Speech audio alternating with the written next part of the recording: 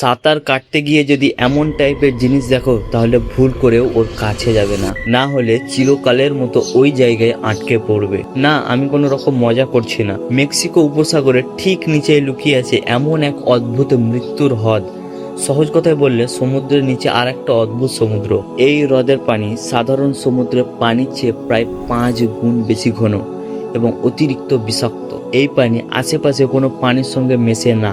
দূর থেকে দেখলে মনে হবে পানির নিচে অদ্ভুত ধোঁয়া উঠছে। আর সবচেয়ে ভয়ঙ্কর ব্যাপারটা কি জানেন? কোনো মাছ বা প্রাণী ভুল করে এর মধ্যে দিয়ে গেলে বিষক্রিয়ায় সেকেন্ডের মধ্যে মারা যায়। আর অতিরিক্ত লবণের কারণে তাদের দেহ কোনো দিন পচে না, যুগের পর যুগ একদম অবিকল থাকে, যেন মনে হয় ওখানে সময় থেমে গেছে। প্রকৃতির এই ভয়ঙ্কর সুন্দর রূপটা কি আপনাকেও অবাক করিয়েছে? কমেন্টে জানান এবং দেখা হচ্ছে নেক্সট ভিডিওতে।